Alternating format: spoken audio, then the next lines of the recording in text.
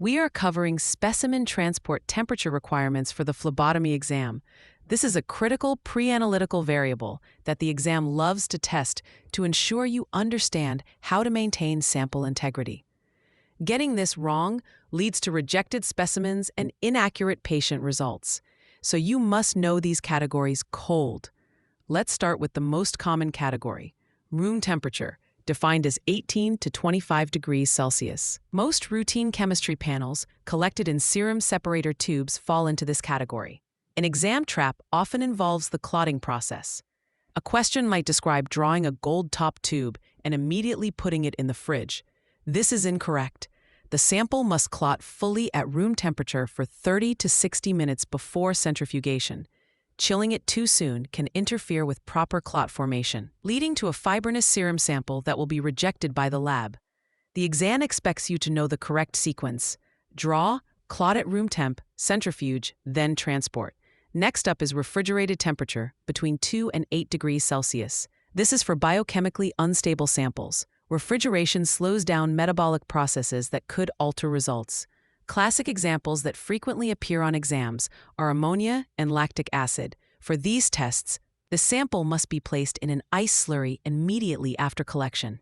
An exam question might ask for the most critical step in handling a lactic acid test, and the answer will be immediate chilling. They might try to trick you with other plausible options, but immediate chilling is the priority to prevent ongoing glycolysis from falsely elevating the results. Another common refrigerated specimen is a urine sample for culture if it cannot be processed within 2 hours. Now let's discuss frozen samples, which must be kept at -20 degrees Celsius or colder. This is for long-term preservation or when shipping samples to a reference laboratory. The exam will test your knowledge on proper shipping. For instance, when shipping a frozen sample, you must use dry ice. A question could present a scenario where a special assay needs to be sent to another state and ask for the appropriate shipping material. The answer is dry ice. A crucial point here is avoiding repeated freeze-thaw cycles. Once a serum or plasma aliquot is frozen, it must stay frozen until testing. Thawing and refreezing can denature proteins and degrade analytes, making the sample unusable. The exam emphasizes this concept of maintaining sample integrity. Finally, we have the most specialized category, body temperature, maintained at 37 degrees Celsius.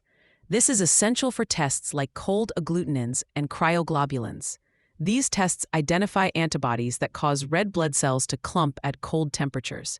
Therefore, the blood must be collected in a pre-warmed tube and kept at body temperature during transport, often using a portable heat block or heel warmer. A typical exam question will describe a patient with suspected cold agglutinin disease and ask for the proper handling procedure. The correct answer will involve maintaining the sample at 37 degrees Celsius. Placing it at room temperature would be incorrect and could cause a false negative result, as the cold agglutinin attaches to red blood cells and is removed from the serum. To keep these straight under exam pressure, use this mnemonic: be careful. Freezing ruins. Body temp for bad clumping tests like cold agglutinins. Cold or refrigerated for common unstable analytes like ammonia. Frozen for far away or future tests. And room temp for your routine draws. For free practice questions, AI-powered explanations, and more exam prep tools, visit openexamprep.com.